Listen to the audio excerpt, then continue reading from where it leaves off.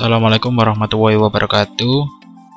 Kami dari kelompok 5 akan mempresentasikan hasil kerja kelompok kami yang berjudul model supervisi pengembangan, yaitu kolaboratif. Kami dari kelompok 5 beranggotakan saya sendiri, yaitu Ruditya Rizky Ardiansyah, yang kedua Sylvia Nabila, yang ketiga Sylvie Destriana, yang keempat Sylvie Dia Safitri, dan yang terakhir yaitu Syafa Velanda Amalia.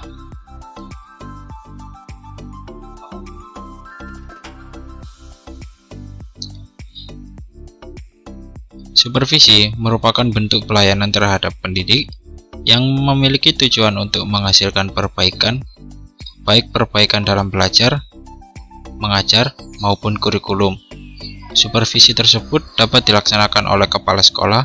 Selain itu, kepala sekolah sebagai supervisor memiliki beberapa fungsi, yaitu mengarahkan, membimbing, serta mengawasi seluruh kegiatan pendidikan serta kegiatan pembelajaran yang dilakukan oleh guru dengan didukung dengan tenaga administrasi sekolah.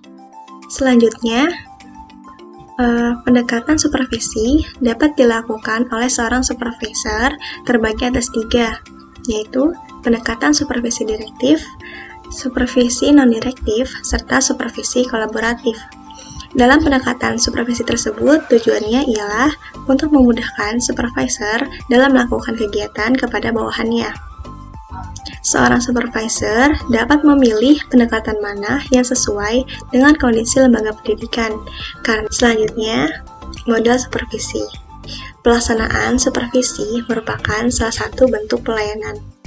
Pelayanan yang diberikan pada guru staf haruslah dilaksanakan sesuai dengan prosedur, yaitu mengutamakan hubungan yang harmonis dan interaksi positif yang kondusif merupakan hal yang paling diutamakan dalam supervisi.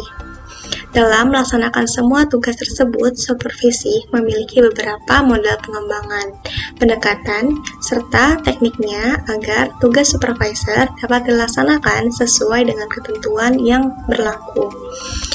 Dalam hal ini, terdapat beberapa model supervisi, yaitu 1.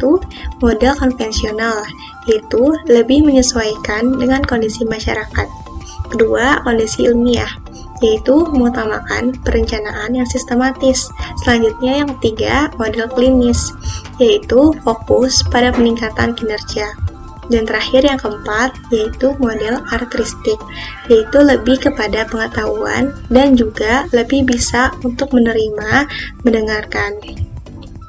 Baik, selanjutnya saya akan menjelaskan mengenai 3 pendekatan supervisi pendidikan. Pendekatan yang pertama yaitu pendekatan langsung atau pendekatan direktif.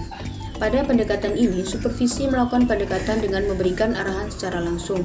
Kemudian, pendekatan yang kedua yaitu pendekatan tidak langsung atau biasa dikenal dengan nama pendekatan non-direktif. Pada pendekatan ini, yang diutamakan adalah mendengarkan permasalahan terlebih dahulu dari para guru dan juga staf. Kemudian, pendekatan yang ketiga yaitu pendekatan kolaboratif. Pada pendekatan ini menggabungkan 2 pendekatan sebelumnya, yaitu pendekatan direktif dan juga pendekatan non-direktif. Pendekatan kolaboratif merupakan suatu bentuk pendekatan inovasi dari pendekatan supervisi. Selanjutnya yaitu model supervisi kolaboratif. Supervisi kolaboratif merupakan sebuah pendekatan yang berdasar pada anggapan bahwasannya mengajar merupakan kegiatan pemecahan sebuah masalah. Pendekatan ini terdiri dari 2 orang atau lebih untuk ikut andil dalam mengemukakan sebuah hipotesis dari eksperimen, masalah, dan menerapkan strategi mengajar yang telah direncanakan dan dianggap lebih sesuai atau relevan dengan lingkungan yang dialami. Pada pendekatan kolaboratif, supervisor dan juga guru adalah teman sejawat, yang mana mereka saling bekerja sama untuk memecahkan permasalahan pembelajaran yang ada di dalam kelas. Sekian dari saya, selanjutnya akan dijelaskan oleh rekan saya.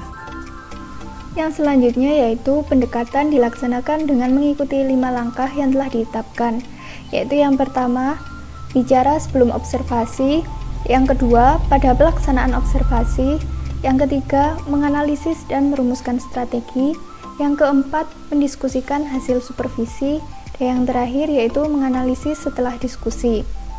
Perilaku inovatif guru tidak dapat ditingkatkan secara langsung dengan model supervisi kolaboratif. melalui pengawas sekolah walaupun dalam kondisi pelaksanaan yang cukup baik. Semakin baiknya kepemimpinan dari kepala sekolah, maka perilaku inovatif guru juga dapat ditingkatkan. Semakin baiknya pelaksanaan supervisi kolaboratif oleh pengawas sekolah, maka kecerdasan emosi guru juga semakin baik. Semakin baiknya kepemimpinan kepala sekolah, maka kecerdasan emosi guru juga akan menjadi semakin baik. Kecerdasan emosi guru mampu memperkuat pengaruh dari supervisi kolaboratif oleh pengawas sekolah terhadap perilaku inovatif seorang guru. Dengan kata lain, perlu adanya keseimbangan dan kerjasama yang baik antara pihak yang terlibat demi peningkatan perilaku inovatif guru di sekolah. Hasil supervisi pembelajaran kolaboratif antara guru senior cukup efektif. Terbukti dapat meningkatkan kinerja seorang guru dan meningkatkan kualitas pembelajaran yang akhirnya berpengaruh pada hasil belajar dari peserta didik. Selain itu, penerapan supervisi edukatif kolaboratif antar teman sejawat yang dianggap sudah mampu pada mata pelajaran tersebut akan memberikan motivasi dan peningkatan kinerja guru yang mendapatkan supervisi. Pelaksanaan dari supervisi akademik melalui pendekatan kolaboratif yang dilaksanakan oleh kepala sekolah mampu meningkatkan kualitas pembelajaran yang dilakukan oleh guru. Menurut Jamila tahun 2020, mengemukakan bahwa model supervisi kolaboratif sangat tepat dan efektif untuk diterapkan kepada guru yang berhasil mengembangkan kompetensi dan motivasinya, namun masih membutuhkan teman untuk bertukar pikiran dan berbagai ide.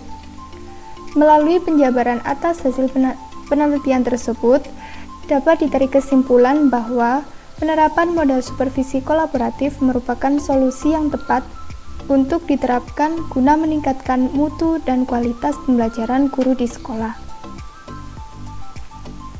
Dan selanjutnya yaitu proses model supervisi pengembangan kolaboratif.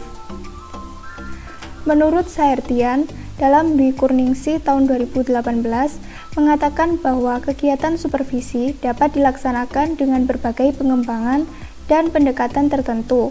Pengembangan kolaboratif yaitu pendekatan yang menggabungkan antara pendekatan direktif dan non-direktif sehingga memunculkan pendekatan baru. Pendekatan kolaboratif ini antara supervisor dengan disupervisi secara bersama-sama sepakat untuk menentukan proses dan kriteria yang akan digunakan untuk permasalahan yang akan dihadapi bersama-sama. Pendekatan kolaboratif ini tentunya didasarkan pada psikologi kognitif yang mana dasar ini beranggapan bahwa belajar itu merupakan perpaduan antara kegiatan individu dengan lingkungan, sehingga akan berpengaruh terhadap pembentukan suatu aktivitas kegiatan individu itu sendiri.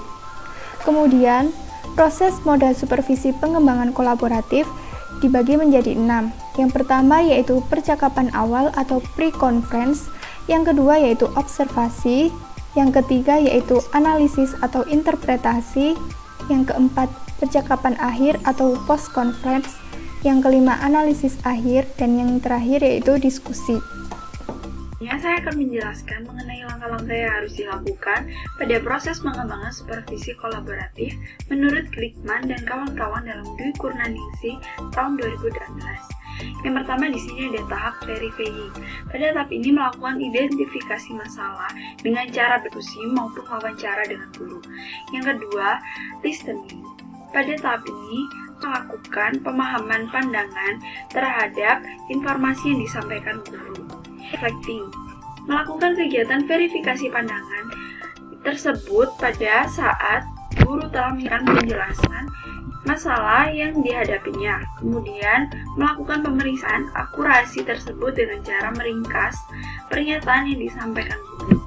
Yang keempat ada presenting, memberikan sudut pandang di mana seorang supervisor harus mampu bergerak dan mengambil tindakan untuk proses pengambilan keputusan tentang permasalahan yang dihadapi.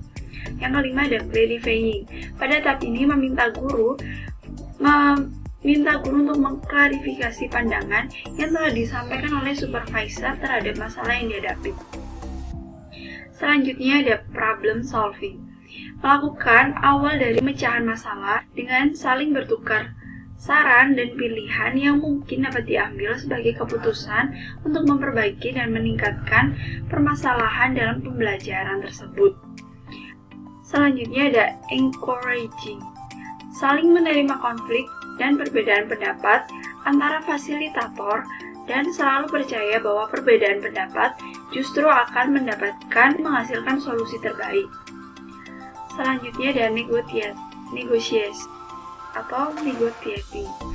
Pada tahap ini melakukan diskusi untuk meningkatkan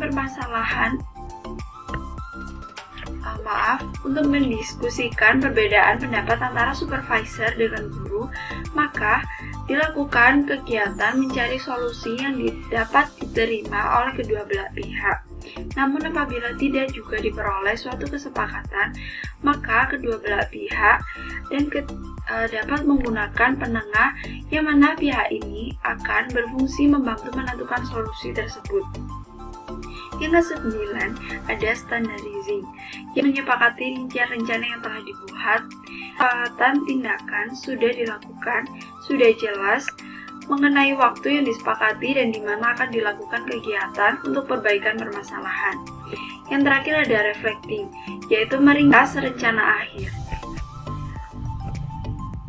Selanjutnya, hasil dari proses pengembangan model kolaboratif ini yaitu terdiri dari 4 hal, yang mana berkaitan dengan penerapan yang akan dilakukan di lapangan.